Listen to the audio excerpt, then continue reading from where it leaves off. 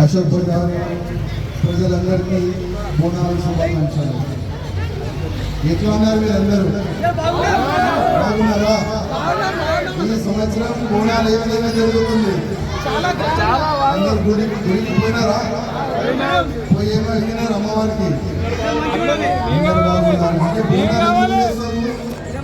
మనము బోనాలు ఎందుకు చేస్తాము? యువకులకి తెలియాలి. ఫస్ట్ చాలా మంది యువకులు ఏ విధంగా అంటారంటే బోనాలంటే తాగాలే, డ్యాన్స్ ఆడాలి. అది కాదండి. ఇది మన ధర్మం, ఇది మన సంస్కృతి. మన ధర్మాన్ని, మన సంస్కృతిని కాపాడే బాధ్యత మన అందరూ ఉంది కదా లేదా? మనం ఎందుకు కదా మన సంస్కృతిని కాపాడే మన అందరినీ బాధ్యత. కానీ కొంతమంది మన ధర్మాన్ని, మన సంస్కృతిని, మన బోనాల పండుగకి తాగే పండుగ అని ఆ విధంగా ప్రజెంట్ చేస్తున్నది కాదు. బోనాలంటే మనం అమ్మవారికి మొక్కుతాం, మనం పూజ చేస్తాం. పూజ ఎందుకు చేస్తామంటే ఈ సంవత్సరం వర్షం బాగా పడాలి, పొలాలు మంచిగా ఉండాలి, అదేవిధంగా ఇట్లాంటి కూడా రోగాలు రాకూడదు అని మనం అమ్మవారికి పూజ చేస్తాం. అదేవిధంగా బోనాల పండుగలోనే చాలా గుడి కాడ మనము మేకలు కూడా, గొర్రెలు కూడా కోస్తాం కదా. గొర్రెలు కదా, మనము గొర్రెలు కూడా కోస్తాం. కానీ దురదృష్టం ఏంటంటే చాలా వరకు కోయోళ్ళు ఎవరుంటారు? చాలా మంది ముస్లిం వాళ్ళని పిలుస్తున్నారు కోయిని.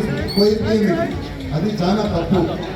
ఎందుకంటే మన చాలా వరకు మన హిందువులు కూడా ఉన్నారు, వాళ్ళకి పిలిపించి కోయిపియాలని నేను రిక్వెస్ట్ చేస్తున్నాను. ఎందుకంటే ముస్లిం వాళ్ళతోని కోయిపిస్తే ఆయన కోసే ముందు ఒక స్లోగన్ అయినా తీసుకున్నారు. ఆయన నోట్లో ఆయన స్లోగన్ ఏ విధంగా తీసుకుంటే, ఈ మేక నేను అల్లాకి ఎక్కిస్తున్నా, ఈ మేక, ఈ గొర్రె నేను అల్లాకి ఎక్కిస్తున్నా అని కోస్తాడు ఆయన. అది ఎంగిలైందా లేదా? ఎంగిలైపోయింది కదా. అదే ఎంగిలైనా మనం అమ్మవారికి ఎక్కిస్తామా? ఎక్కియము కదా. అందుకోసం అది చిన్న నాలెడ్జ్ కానీ చాలా పెద్ద మాట.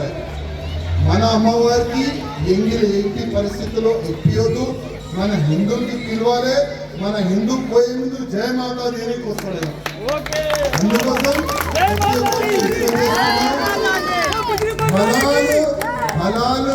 హలాలుని మనము బ్యాన్ చేయాలి.